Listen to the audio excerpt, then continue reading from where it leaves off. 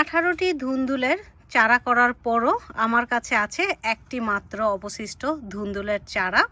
সব চারা আমার বিক্রি হয়ে গেছে। একটি মাত্র ধুন্দুলের চারা এখন আমার কাছে আছে, এই যে দেখতে পাচ্ছেন।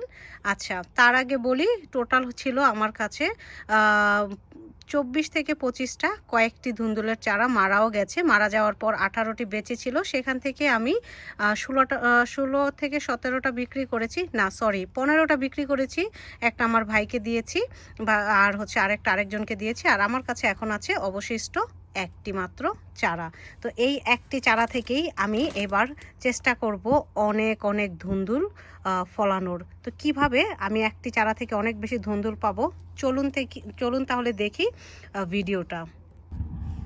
তো এখানে আমি নিয়েছি কিছু অ্যাপসম সল্ট। আমি অ্যাপসম সল্ট দেব, কারণ ধুন্দুল গাছের পাতাগুলোকে যদি আমি হলুদ না হতে দেই, যদি আমি এগুলোকে সবুজ রাখতে চাই, তাহলে অবশ্যই আমাকে যেটা করতে হবে, কিছু অ্যাপসম সল্ট মাটিতে ব্যবহার করতে হবে।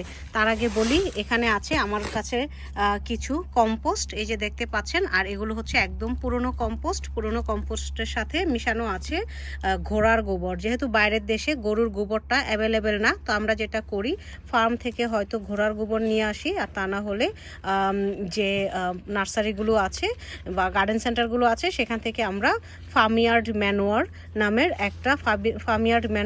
একটা কম্পোস্ট বলবো না, এটা হচ্ছে ঘোড়ার গোবর। সেটা আমরা নিয়ে এসে মাটির সাথে মিশিয়ে তারপরে গাছ রোপণ করি। তো আমি অলরেডি ফ্রেশ গোবর নিয়ে এসেছিলাম, মানে ঘোড়ার গোবর নিয়ে এসেছিলাম। সেটাকে কি করেছি, পুরনো মাটির সাথে বেশ কিছুদিন, প্রায় 2 মাসের মতো এগুলোকে মিশিয়ে রেখেছিলাম। মিশিয়ে রাখার পরে যে দেখুন কি সুন্দরভাবে মিশে গেছে। তারপর পুরনো মাটিগুলোকে আমি একটু চেলে নিয়েছি, দেখতেই পাচ্ছেন কিছু এখানে পুরনো শিকড় আছে, ডালপালা আছে। তো যাই হোক, ব্যাপার না এগুলা, কিন্তু ঘোড়ার গোবরটা খুব ভালোভাবে মিশে গেছে। এর মধ্যে যেটা দিলাম সেটা হচ্ছে আমি অ্যাপসম সল্ট দিলাম। যেহেতু একটি মাত্র গাছ আমার কাছে আছে, তো একটা গাছ থেকেই কিন্তু আমি অনেক ফলন এখান থেকে নিয়ে আসব। তো কিভাবে নিয়ে আসব চলুন দেখি। তো প্রথমেই আমি বেশ কিছু অ্যাপসম সল্ট মিশালাম, আর একটু অ্যাপসম সল্ট আমি দিই। আচ্ছা, একটু এখানে হোল্ড করি। প্রথমে আমি একটু হোল্ড করি, যেহেতু আমার অলরেডি ঘোড়ার গোবর মিশানো আছে। তো কিছুটা অ্যাপসম সল্ট আমি এর মধ্যে মিশাবো। তো এখানে আমার কিছু অ্যাপসম সল্ট মিশানো হয়ে গেল। এরপর আমি যেটা করব, ফিশ ব্লাড অ্যান্ড বোন আছে আমার কাছে, সেটা মিশাবো। এবং সেটার মধ্যে আমার চিকেন ম্যানিউরও দেয়া আছে একটা প্যাকেটের মধ্যে। অনেক বেশি পড়ে গেল মনে হচ্ছে, সমস্যা নেই, তার মানে বেশি ফলন পাবো। তো যেহেতু এগুলো শুকনো সার, বেশি কম হলে কিন্তু কোনো সমস্যা নেই, কোনো সমস্যাই আপনার হবে না বেশি কম হলে। তো এখন কথা হচ্ছে যে এই সারগুলোকে মাটির মধ্যে ভালোভাবে মিশিয়ে নিতে হবে। তো এই তো দেখুন, আমি মাটিগুলোকে খুব ভালোভাবে একদম নিচ পর্যন্ত, নিচে অবশ্য ঘোড়ার গোবর দিয়েছিলাম, দেখি কি অবস্থা। এই যে দেখুন, ঘোড়ার গোবর অনেকটাই মিশে গেছে মাটির সাথে, অনেকটাই ঘোড়ার গোবর মিশে গেছে।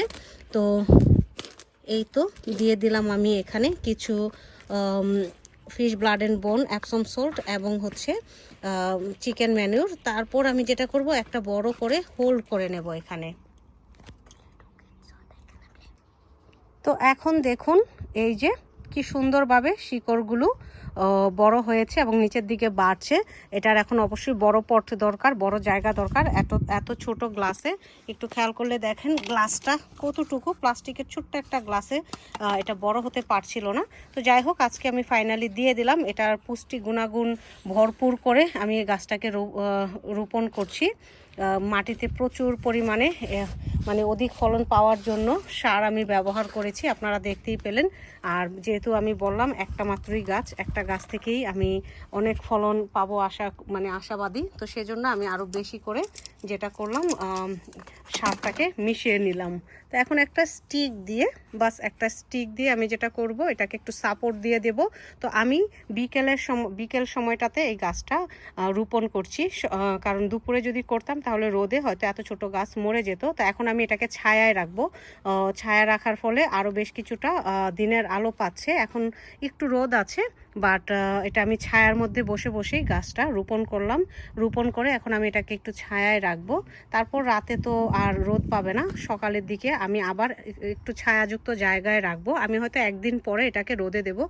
আমি আগামীকালও, যেহেতু গাছটা অনেক ছোট, আগামীকালও আমি এটাকে রোদের মধ্যে রাখবো না, কারণ রোদে রাখলে পাতাগুলো ঝলসে যেতে পারে, গাছটা নষ্ট হয়ে যেতে পারে, যেহেতু অনেক ছোট্ট একটা গাছ। তো এই গাছ থেকেই আমি অনেক অনেক ফসল পাবো আশাবাদী।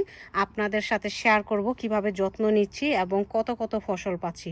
গত বছরও আর আগের বছর আমি প্রচুর ধুন্দুল খেয়েছি আমার একটি করে গাছ থেকেই। আপনারা আমার চ্যানেলটা একটু ঘুরে আসবেন, দেখবেন যে আমার গাছে কত কত ধুন্দুল ধরেছে। আমার কিন্তু অনেক গাছ হয় না, আমি কিন্তু একটি দুটি গাছই করে সেখান থেকে অধিক ফলন পাই। আপনারা আমার চ্যানেলটা ঘুরে আসলেই দেখতে পাবেন। তো যাই হোক, ভিডিওটা আর বড় করছি না, সবাই ভালো থাকবেন, সুস্থ থাকবেন, ধন্যবাদ।